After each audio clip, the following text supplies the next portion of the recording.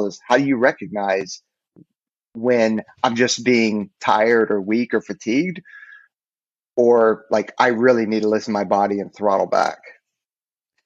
Yeah, that's a really good question, because fatigue and failure are kind of two different levels of training, and I take it to another extreme of saying, there's a fine line between mental toughness and stupidity, and usually it kind of borders on that line is where you're training. You're trying to just avoid being stupid and getting injured, and overtraining and seeing negative results, but then you're also wanting to push some perceived limitations, so you're seeing positive results.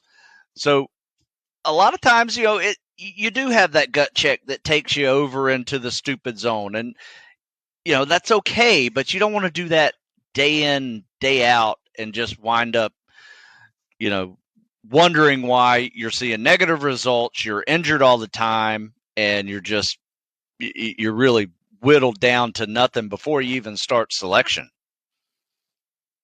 I mean, I've seen that. I mean, when I was out at one of our courses back in the day, which incidentally is the first time I saw your name on a piece of paper that was like printed out and thrown in the gym. It was interesting, about 2008.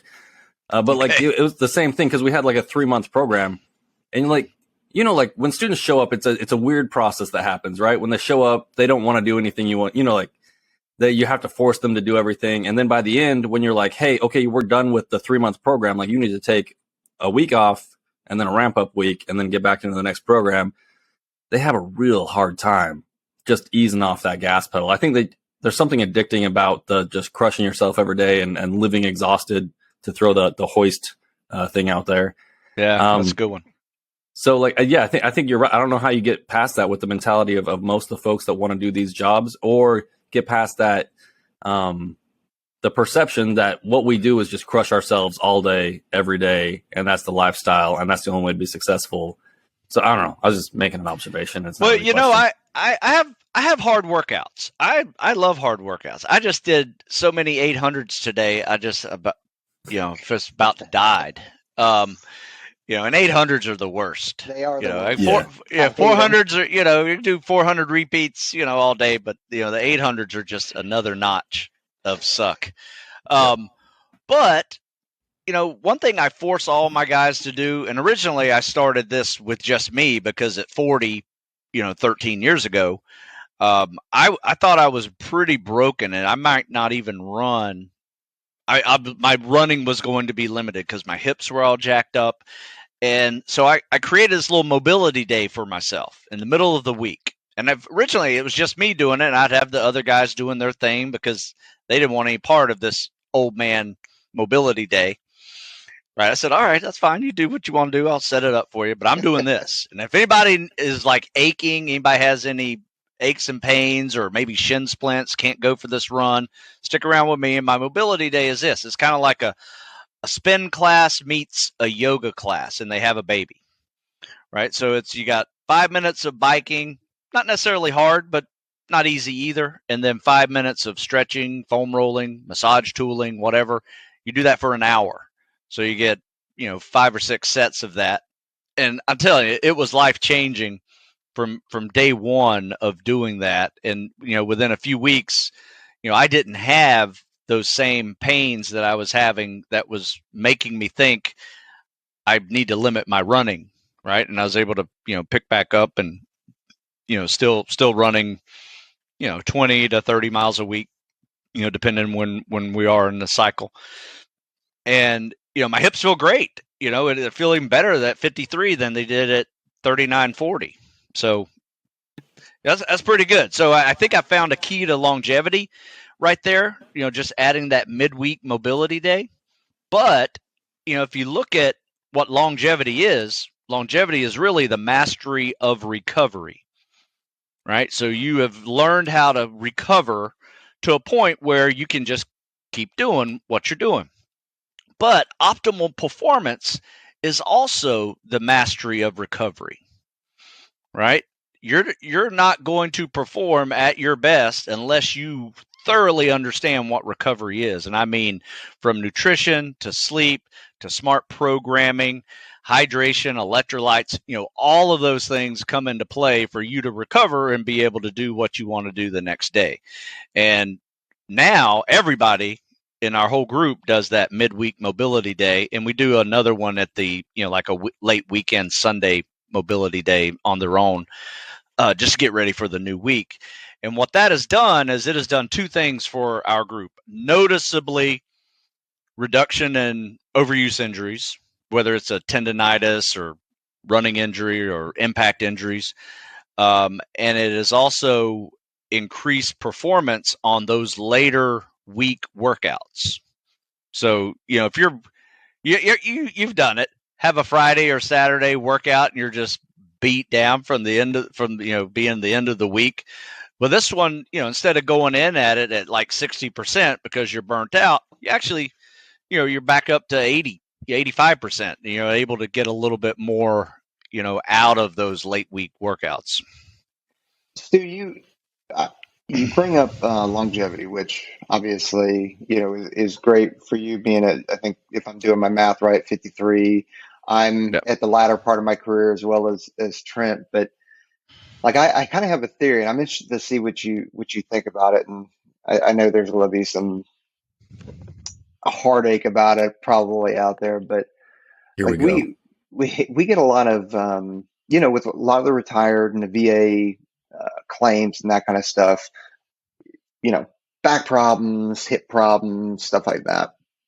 And you're teaching folks at an early age how important mobility and recovery is. I would love to see the data, and not that you would have it because we're not there yet, but I would love to see the data Yeah. on, and not just with you, with all the human performance that are integrated into all the SOCOM programs now, your POTIF programs and stuff like that.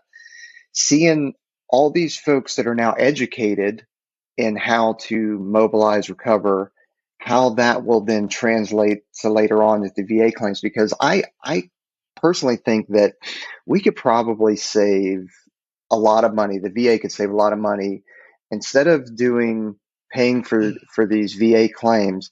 Um, paying for punch cards or whatever to yoga studios, to massage studios, I mean, here in Vegas, I just saw this and it's phenomenal. It's a stretching studio where you go, instead of paying for a massage, right? They have all these tables and contraptions, and you go in there and they have stretch specialists that are working through moves. I was like, this is genius. Like I want to go see them here in the next couple of weeks just to see what they're doing. But like it's incredible. And I personally think that we could cut some costs, at least from the government and the VA side of the house, and continue this longevity for people just by the education that you and so many of these human performance folks are providing. More of a statement, not a question. No, thank you. I actually wrote an article, and I don't sell my mobility day. It is information out there for anybody to take it. Now, it is in my programming. If someone were to buy my programs, that Wednesday or Thursday is a set mobility day. And even for the Spec Ops guys, even for the waterborne Spec Ops guys, we even take mobility day into the pool. And, for people who can't do an egg beater, they can do like the scissor kick tread. I have found that the number one answer to getting people to learn the egg beater is through mobility. It is ankles, hips, and knees that get you in that basic, alternating breaststroke kick. And most people's ankles, hips, and knees are so tight that they can't do the egg beater. And I have actually taken this last month doing 2 mobility days a week and treading at the same time with 4 people who failed a tread test. They were trying for some recon training. And in a month, they completely turned around their ability to tread, not because I taught them necessarily how to tread. I just got them more flexible and able to do that. And it worked like this, just like me explaining my mobility day. We did it in the pool. So you spend 5 minutes treading, right? You spend 5 minutes stretching, right? And foam rolling, whatever massaging you need to do you feel it when you're treading. You're like, oh, my hip's tight, right? So you Yeah. go loosen the hips. You can go loosen the hips up, for 5 minutes, and you just do 5 minutes on, 5 minutes off. Next thing you know, you're learning how to tread because you can actually get into a powerful treading position, and actually produce downward force. So you go up. And that article I wrote is called "Don't Skip Mobility Day." Right, just like the play on "Don't Skip Leg Day." It's Yep. like "Don't Skip Mobility Day," and it's out there. It's free for anybody to put it wherever they want in their week. And I've even done it on a week. Maybe I was just coming off a sickness or something. I had bronchitis like a year and a half ago, and I did a whole week of mobility days. So what it enabled me to do was stay kind of limber, feel like I was doing something, but not overdoing it to where, if I got too aerobic, I'd start coughing. So I kept it low and, came right into the next week after having not done anything and, was not sore, was able to pick it back up. And, so it was kind of like a nice little systems check week to where you just kind of stay in the game. You keep those habits of the 5:30 a.m. workouts going. You just keep rolling with it, and you're able to continue into your training so much quicker, even after injuries or illness, and then learn new skills that lack of mobility was preventing. But it's not sexy, and it doesn't bode well on the gram. So I think that's why a lot of people don't do it. Or like, Yeah. seriously, it sounds silly, but like, I mean, I show my mobility day every Wednesday. If you go to my Instagram, it is like me doing some goofy stretch, and it's all about consistency. Yeah,